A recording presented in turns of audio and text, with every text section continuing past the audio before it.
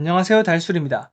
오늘은 지금 보기만 해도 시원시원한 타운하우스 경매 물건을 살펴보는 것이 아니라 이곳에 살고 있는 임차인에 대한 이야기를 하려고 합니다.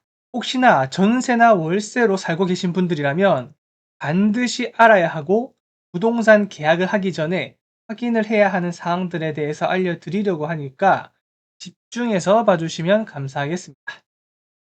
조금 전에 보셨던 이 주택, 경매에 나와 있거든요.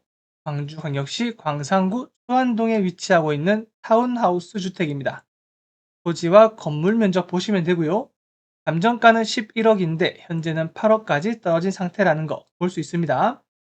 이 주택에는 어떠한 권리 관계가 형성되어 있는지 살펴보겠습니다. 그게 오늘의 핵심이에요. 먼저 임차인이 있는지 없는지 보니까 임차인이 있습니다. 임차인이 있는데 우리가 흔히 부동산 계약을 하면 전입신고와 확정일자 받아라 라는 말을 많이 하죠. 그래서 이 임차인도 전입신고와 확정일자를 받았습니다. 받게 되면요. 대항력이라는 힘과 우선변제권이라는 힘이 생기거든요. 대항력은 내가 가진 보증금을 전부 받을 때까지 버틸 수 있는 힘이고 우선 변제권은 배당을 받을 수 있는 힘인데 이 임차인은 이 모든 것을 갖췄습니다. 대항력과 우선 변제권이 뭔지 잘 모르시겠다면 자세한 내용들은 위에 보이시는 링크를 참조하시면 도움이 많이 되고요. 자, 10초간만 홍보를 하자면 이와 관련된 경매와 부동산 지식은 저의 클래스유 강의를 통해서 자세하게 배우실 수도 있습니다. 영상 설명란의 링크를 참조하시면 할인된 금액으로 들으실 수 있으니 많은 관심 부탁드립니다. 자, 여기까지 하고 본론으로 바로 들어가 볼게요.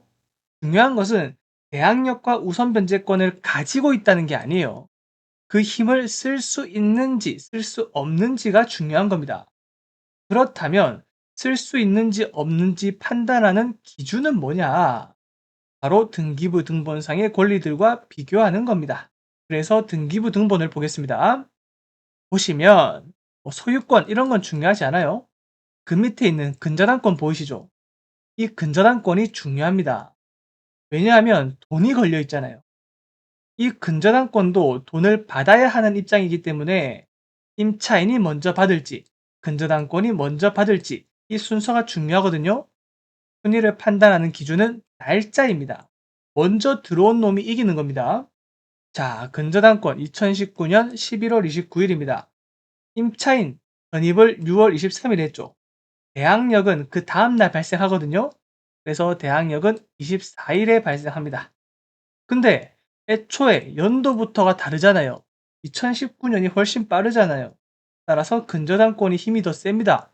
근데 여러분, 이 근저당권뿐만 아니라 그 밑에 있는 근저당권도 22년 4월이죠. 임차인은 3순위입니다. 이해하셨죠? 그렇기 때문에 후순위 임차인으로서 전세보증금 전액 배당받지 못하더라도 돈을 다 못 돌려받더라도 새로운 주인 누굽니까? 낙찰자가 되겠네요. 낙찰자에게 돈 받을 때까지 버틸 수 있는 힘 뭡니까? 대항력이죠. 이 대항력을 주장할 수가 없습니다. 그 말은 나가라고 하면 나가야 돼요. 일단 여기까지 정리하겠습니다. 그 다음은 우선 변제권이 있죠. 우선 변제권 같은 경우는 대항력과 확정일자를 모두 갖춘 날에 발생하는데 지금 확정일자가 2023년 5월 17일이니까 우선 변제권은 둘 다 갖춘 같은 날인 23년 5월 17일에 발생합니다. 이 우선 변제권은 배당의 순위를 판단하는 건데 일단 23년이면 이 근저당권자들보다 늦잖아요. 따라서 배당의 경우에도 여기 보이는 이 권리들이 먼저 배당을 받고 그 다음에 남은 금액이 있다면 임차인이 받아가는 겁니다. 근데 남은 금액이 없다면 어떻게 될까요? 한 푼도 못 받습니다. 그럼 그 못 받은 돈, 그 돈을 달라고 주장할 수가 있습니까? 없습니까? 없어요. 왜? 앞서 살펴봤듯이 대항력을 주장할 수 없는 후순위 임차인이니까. 오케이. 근데 밑에 보니까 전세권이라는 권리가 또 보입니다. 이건 뭔가요? 이게 또 궁금해지죠? 임차인 현황을 보시면 전세권 등기자라고 되어 있어요. 근데 언제 설정했는지 보니까 6월 13일이에요. 전입보다는 빠르긴 한데 어쨌든 근저당권보다 후순위입니다. 후순위는요, 의미가 없어요. 전세권이고 뭐고 의미가 없습니다. 따라서 전세권이 가진 힘을 발휘할 수가 없다는 거예요. 자, 잘 보세요. 이 주택 감정 가격 얼마였습니까? 11억이죠. 유찰이 안 된 지금 이 상태로 보시면 먼저 설정된 근저당권 금액만 하더라도 13억이 넘습니다. 물론 채권 최고액이라서 실제 금액은 이것보다는 작을 겁니다. 이 근저당권자가 경매를 신청했거든요, 지금. 6억 5천이지만 실제 청구 금액은 4억입니다. 그리고 농협의 경우도 7억 2천이라고 되어 있지만 아마 120%로 설정한 것으로 보이고 실제로는 6억인 것 같아요. 어쨌든 합치면 10억입니다. 11억에서 10억을 먼저 가져가게 되면요, 남은 금액은 1억이죠. 임차인 전세 보증은 얼마입니까? 4억 5천입니다. 4억 5천만 원 중에 남은 금액 1억만 받아가고 못 받은 금액 3억 5천만 원이 따로 생깁니다. 근데 지금 유찰이 되어 8억까지 떨어졌답니다. 임차인이 받을 돈이 있을 것 같습니까? 한 푼도 없을 것 같죠. 그런 상황 속에서 누군가가 낙찰을 받아서 임차인에게 이 집에서 나가주세요라고 한다면 나가야 되는 겁니다. 왜? 대항력이라는 힘을 가지고는 있지만 후순위라서 그 힘을 사용할 수가 없기 때문에, 자, 우리가 흔히 인터넷에서 볼 수 있는 임차인이라면 반드시 해야 하는 것들은 뭐 있습니까? 전입신고, 확정일자, 전세권 설정 모두 마쳤지만 선순위, 가장 빠른 순위가 아니라면 아무 의미가 없습니다. 그렇기 때문에 다른 권리들이 있는지 반드시 확인하시라고요. 그리고 이 권리들의 채권의 합계가 실제 부동산의 가격과 얼마나 차이 나는지도 판단을 해야 합니다. 지금 이 사례에서는 그 판단을 하지 못했다라고 볼 수가 있는 경우입니다.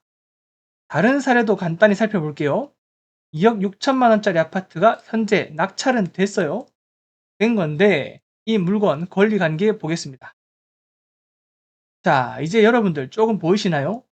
전입을 했고 계약력은 그 다음 날인 28일에 생길 겁니다.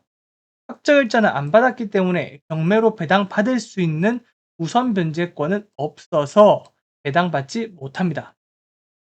못 받아도 괜찮아요. 배당 못 받아도 괜찮아요. 이 대항력만 주장할 수 있다면, 무슨 말인지 아시겠죠? 대항력을 주장해서 못 받은 돈 받을 때까지 집에서 안 나가면 됩니다.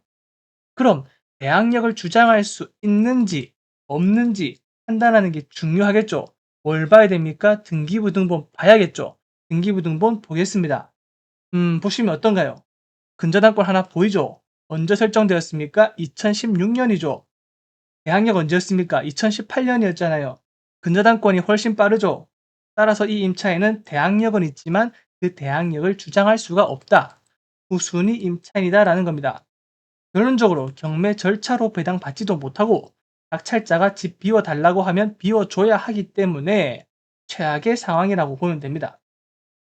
근데 만약에 이런 질문을 한다면 여러분, 선순위가 아니더라도 일단 무조건 전입 확정일자 받아야 됩니다.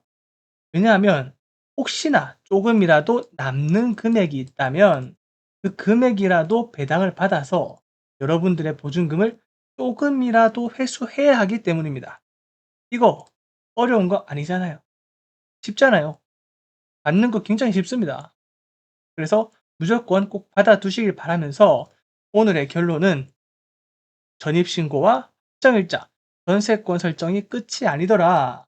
이에 앞서서 먼저 설정된 권리가 있는지 확인하는 게 굉장히 중요하다.